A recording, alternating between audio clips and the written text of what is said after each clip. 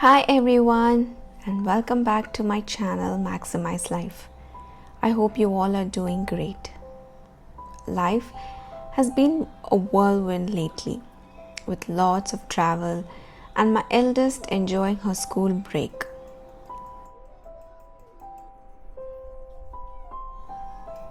A few weeks ago, we took a short trip to India, exploring some places like Mysore, Ooty, and Bangalore.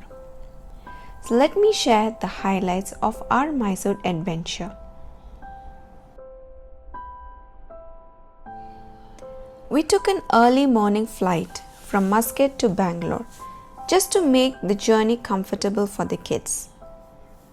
After a quick breakfast at the airport lounge, we boarded our 3-hour flight. And thankfully, the kids slept most of the way, making the journey a little more comfortable.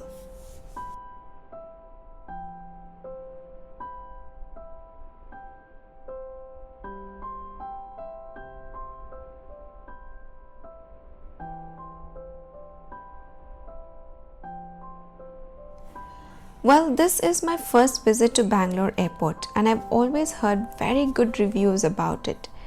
And not to disappoint, it was so delightful. It's incredibly green and well maintained. The immigration was smooth with no delays at all, and there weren't any waiting queues. As we stepped outside, the refreshing cool breeze greeted us, just giving us a pleasant welcome. The kids were super excited and wanted to play in the waiting area before we could get into the car. Now, from Bangalore, we had to drive to Mysore, which will be the home for the next 3 days. On our way to Mysore, the weather was gorgeous, with light drizzle adding a refreshing touch after the scorching heat in Oman. We checked into the Southern Star Hotel, where our friends had already traveled a couple of days earlier and were staying there. The rooms were neat, was quite spacious and cozy as well. The kids had good amount of space to play around too, which made it more comfortable. It was perfect for unwinding after a long day of travel.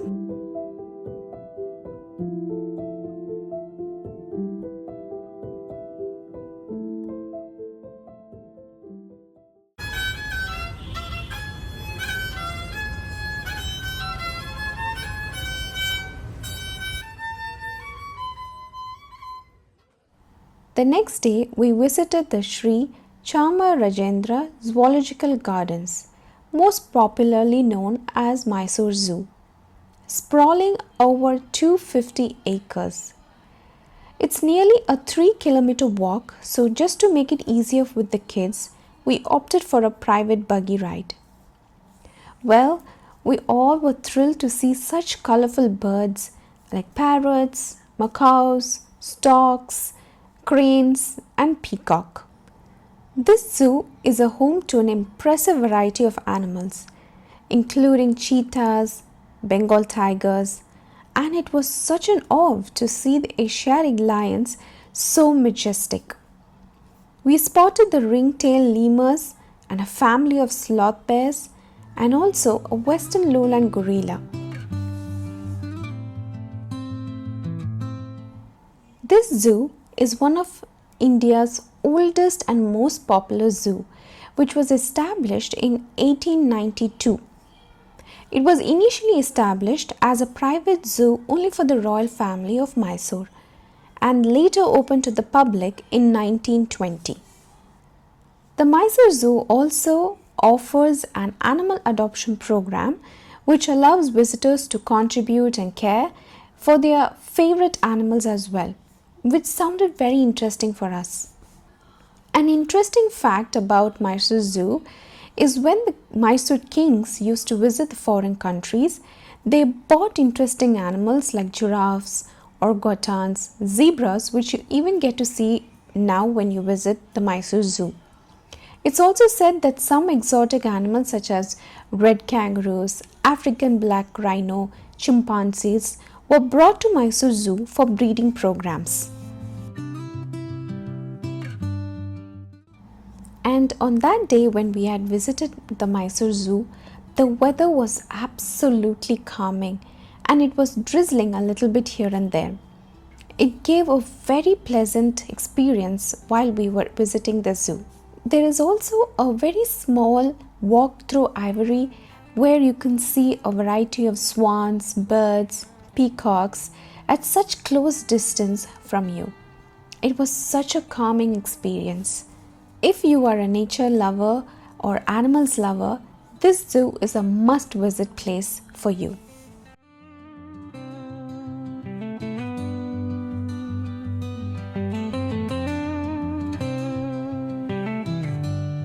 The next place we visited is St. Philomena's Cathedral Church. This church is built in Neo-Gothic style in 1936. It is also said to be one of the tallest churches in Asia. The main hall can seat up to 800 people. The floor plan of the cathedral is in the form of a cross. This church is also a perfect blend of local traditions, as you will see the statues draped in Indian traditional saris. The church has a crypt that houses a beautiful statue of Saint Philomena, which had been acquired from France along with the saint's relic, which is kept in a crypt beneath the main altar.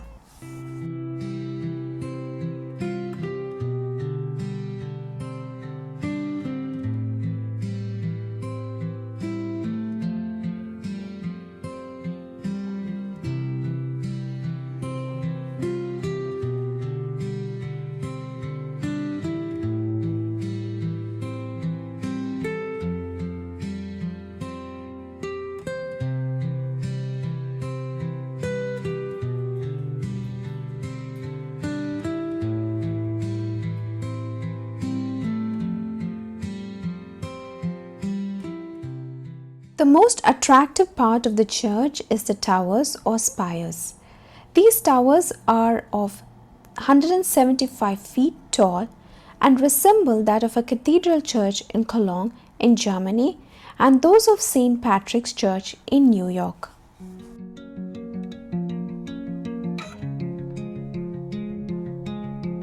Next day, we started off visiting a perfect place for nature lovers and bird watchers. This is called 𝕁𝕟'𝕤 Bird Sanctuary. I just hope I'm pronouncing it right, which is 19 kilometers from Mysore and is the state's largest bird sanctuary spanning of 40 acres. Although high water levels and unfavorable weather conditions prevented us from taking the guided boat ride to spot birds, crocodiles and otters, which we were eagerly waiting for, the walk through the gardens was breathtaking and did not disappoint us.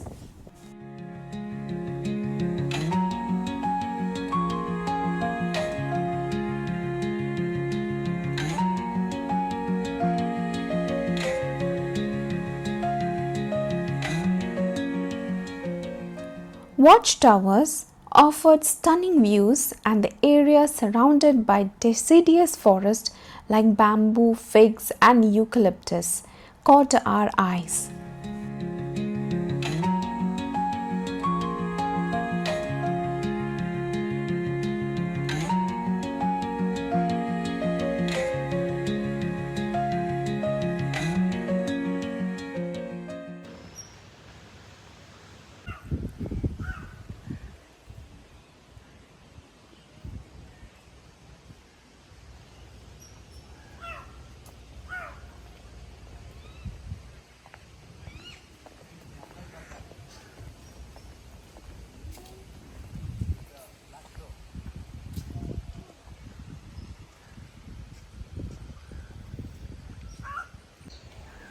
Though we missed the migratory bird season, the serene environment was completely unforgettable.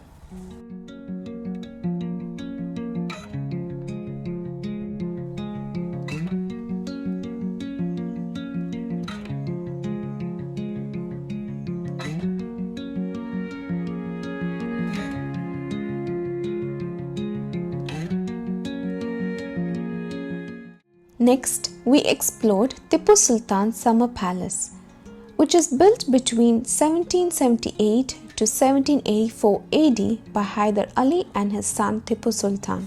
This tall tree that you see stands for over 200 years, they say. This palace is surrounded by a French-style garden.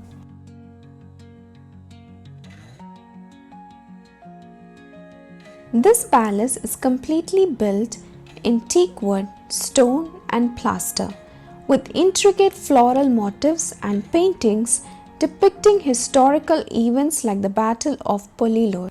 When we visited this palace, it was under renovation. Currently, it is maintained by the Archaeological Survey of India. The palace now houses a museum with artifacts from Tipu Sultan's era. The wooden ceilings are pasted with canvas painted with floral patterns. Several paintings of some important people and various historic events are on display.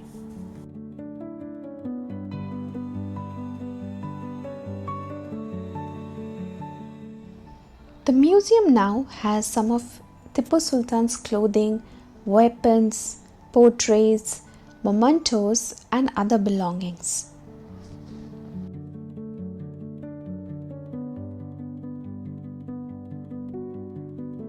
We visited the burial grounds of Tipu Sultan, but I couldn't take any clips as it was raining heavily that day. And close by is Tipu Sultan's fort that lies in ruins that had been destroyed by the British soldiers. It is in that very fort that Tipu Sultan died fighting the British. A few meters away is Colonel Bailey's dungeon, the place where Colonel Bailey fell into Tipu Sultan's hand in the Second Anglo-Indian War at the Battle of Polilur. It is surrounded by gardens on all four sides and by the Kaveri River. This underground prison was built by Tipu Sultan in the 18th century. Colonel Bailey, along with other captured soldiers, were imprisoned and tied to fixture in the stone slab of the dungeon and were immersed in water to their neck level. Since he was the only soldier that died in the prison, hence named after him.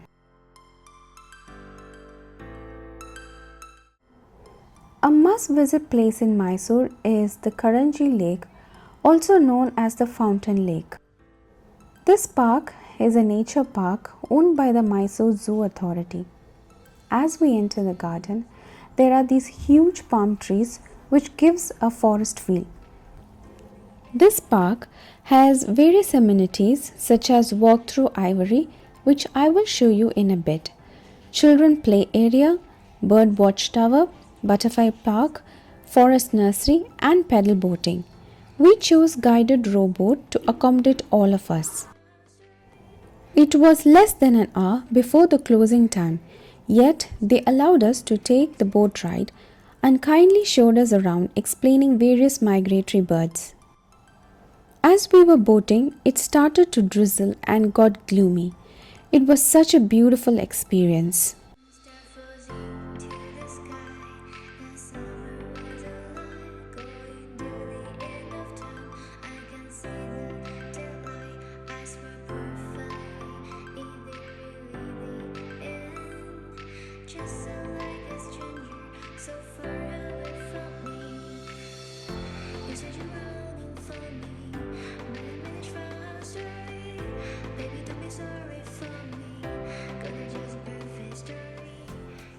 As I said, the park nearly closed when we finished the boating, yet the staffs allowed us to take a very quick walk through the ivory where we could see peacocks, white peacocks, parrots, ducks, swans at such close distance.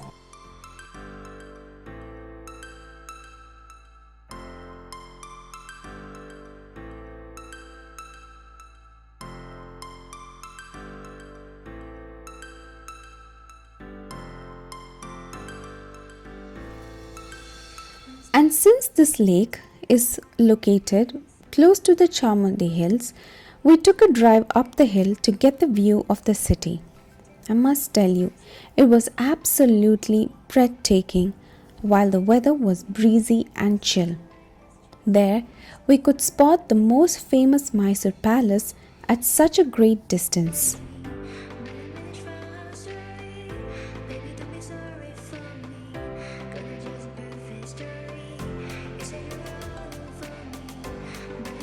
Way back to the hotel, we took a quick stop to the 𝕁𝕬𝕟 Palace. There wasn't much to look at, so we took some glances and headed back to the hotel.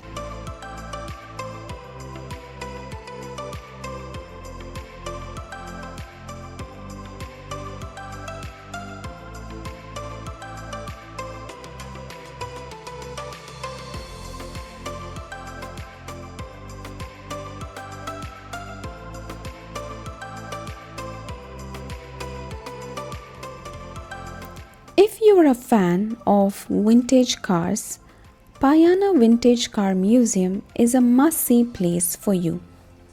It's conveniently located just 9 kilometers away from Mysore city on the new Bangalore-Mysore Expressway. It has impressive car collections. It begins from the evolution of automobile, from cartwheels to modern engine vehicles. It has over 70 vintage cars. Well, personally, I have some amount of interest about cars and vehicles, so this place was quite interesting for me. There are also a good number of motorcycles, scooters, which brought back my childhood memories. When we used to visit India in my childhood days, I remember my uncles taking me on two-wheelers, and I used to badly look for those rides.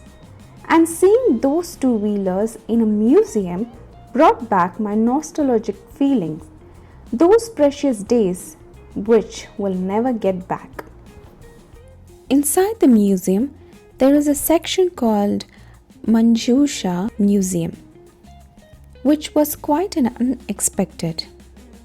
It hosts sheer variety of some vintage items from old kitchen tools, typewriters, gramophones, and vintage movie shooting cameras, which was quite educational for my elder one. Overall, I must say, the museum was meticulously maintained and informative, especially for kids. Now, I must tell you this, Mysore isn't a new place for my husband. It is this very place he spent his majority of his childhood. So we visited his school and the apartment where he had lived while growing up. In fact, 5 years earlier, I and my husband visited Mysore just for 2 days and visited some places. That's the reason why we didn't choose to visit the Mysore Palace or the Brindavan Gardens and some other must-see places when you visit Mysore. After a beautiful 3 days stay in Mysore, we headed to our next stay at Ooty. That would be for the next 3 days. The Ooty trip I shall share in my next vlog. So stay tuned. Until then, take care and stay safe everyone. Bye.